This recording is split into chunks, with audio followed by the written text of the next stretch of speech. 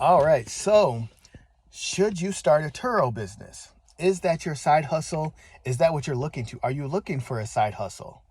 Um, that's what we're gonna start with today. On this kind of like my Turo business, and I'm gonna bring you guys along on my journey, some of my experiences, kind of as a beginning Turo host.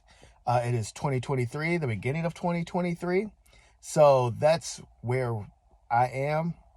um, and I'll kind of tell you guys about what this process has been like for me. Uh, let's start at the beginning. So I joined Turo in the end of 2021, I believe.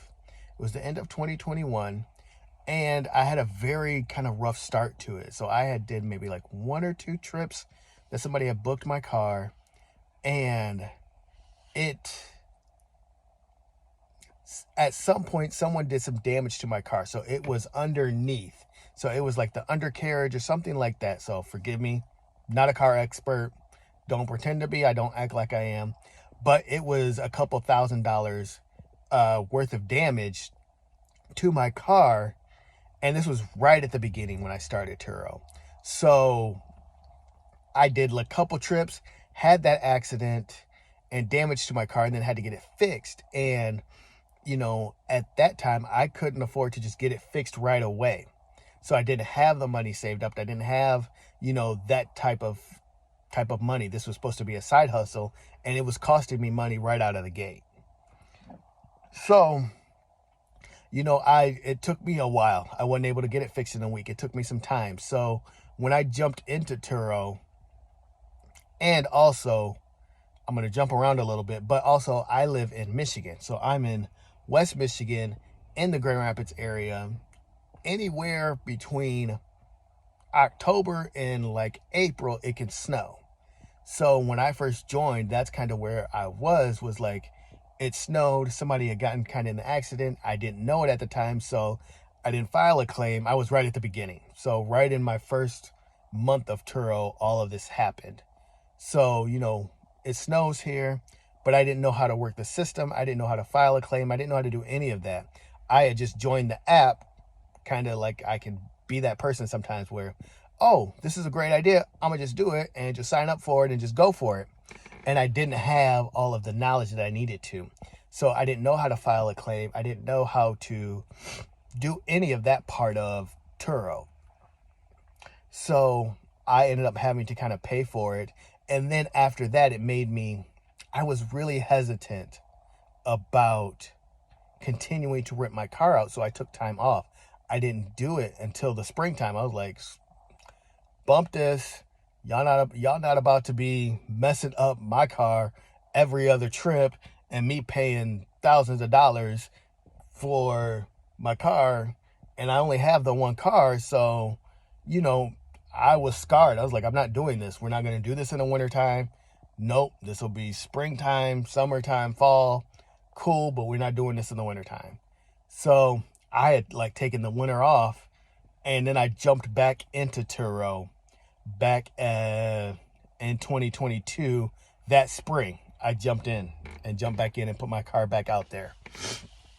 So that's been my journey. So we'll fill in more details as we kind of do this series and I bring you guys along. But just from the beginning, I guess it's to figure out why you want to do Turo. Are you looking for passive income? Are you looking to, kind of add to your side hustle? Everybody's got a side hustle, it feels like today. So no matter what you're doing, Turo, door dashing, Uber Eats, trying to make money off of social media, everybody's got something that they're doing. So you figure out kind of why you're doing it. And I think for me, when it specifically comes to Turo, is if this is something that you want to do, you have to detach from your car. So what I mean by that is that, a lot of people, you will rent your personal car, which is what I'm doing. My car is an '09 Camry, Toyota Camry. So, but you have to detach in the sense that you're renting your car out. So if you're not comfortable with other people being in your car, if you're not comfortable with people treating your car kind of how they're going to treat it and not as you would treat it, then don't rent that car out. You have to see this car, you have to see this vehicle as something that's producing income for you. So it's not really my car. This is my investment. This is my tool. This is what it is to help me bring income. So, your car, you're going to treat the way that's important to you. Not everybody is going to treat a rental car the same way that you would, or treat your car the same way that you would. So you have to be okay with that. And if you're not okay with it, then don't get another vehicle. Don't use your personal vehicle. Now, if you don't have, a second or a third vehicle to use, then use your personal vehicle, but you have to have that mindset that everybody is not going to treat this the way that I would. So know that going into it. And then, do your research. Do your research on what you can charge for your car. Turo, at least on the website, the app side of it is good, where you can almost kind of walk through the process, looking to see what cars in your area make, what years, and there's a whole list of kind of requirements that you need in order to make your car qualify. So your car does have to qualify. So the last time I looked, which was a year or two ago, so somewhere right around there, your car had to be, I think, at least 10 or 12 years old from that year. So when I signed up in 2021, it had to go back 12 years. So my 2009 Camry was kind of just at the beginning of that, and it was okay. And then it had to be under, I think it has to be under 130,000 miles.